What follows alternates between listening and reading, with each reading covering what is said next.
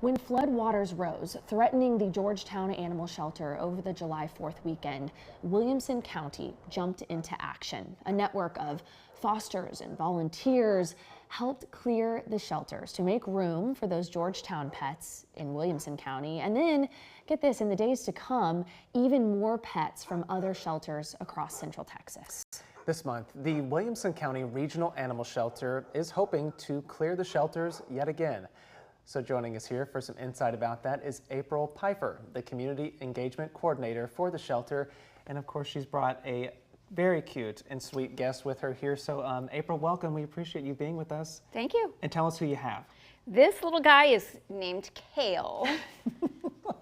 Precious. And what a little delicious thing he is.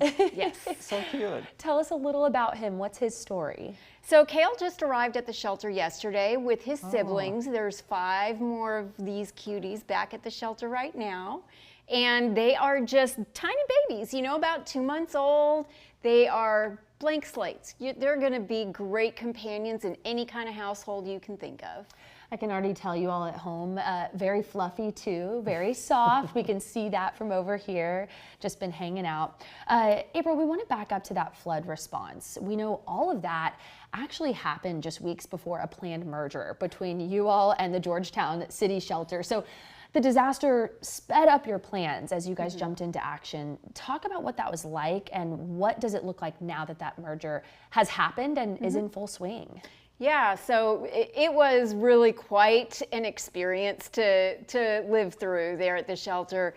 Everybody just dug in and did what they had to do in order to make things work. You know, we had a lot of animals that we needed to help.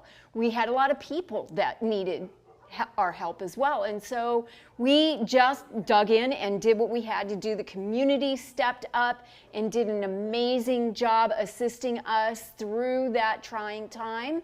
And now, you know, we're just plugging along back to normal and, you know, excited to see what tomorrow brings. For folks who may want to head up to Williamson County during this month to adopt, explain how this merger has changed your different locations, where they can find which pets, and how will these changes help pets in the county?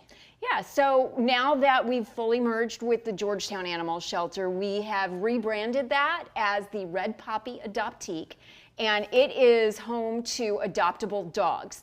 Those dogs in that shelter are all adoptable. They are all eligible to go to foster, and they are also all eligible for our Doggy Day Out program, which is a great daytime foster program.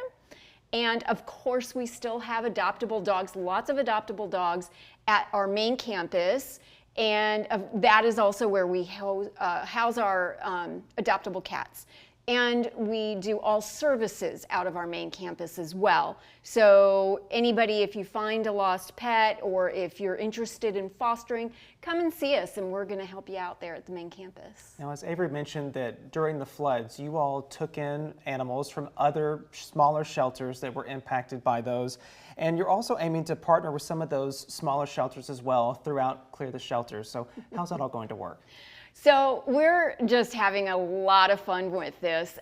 We kind of banded together to do a Central Texas Shelter Showdown. We're having a lot of fun with that on social media right now, just, you know, having a good time competing. And when we do the day of Clear the Shelters on August 23rd, those shelters are going to come to our main campus with some of their adoptable pets to join in on the big celebration and adoption event and help to get as many dogs adopted out of the shelter. Cats too, as possible. As yes, well, yeah. The cats are also going to be available. Everybody will be free to adopt who is available for adoption that day, including from those other shelters. Really incredible stuff. And we want to note again for people, as you said, on August 23rd, Saturday, those waived adoption fees. We'll get all that information on our website, kxan.com, if people want to head on over to Wilco's site. Thank you so much for being here, for bringing Sweet Kale, who I have to note has fallen asleep in April's arms while we're here. Truly an angel. Just an angel. April, thank you for the work you do. We really appreciate it, and best of luck on August 23rd. All right.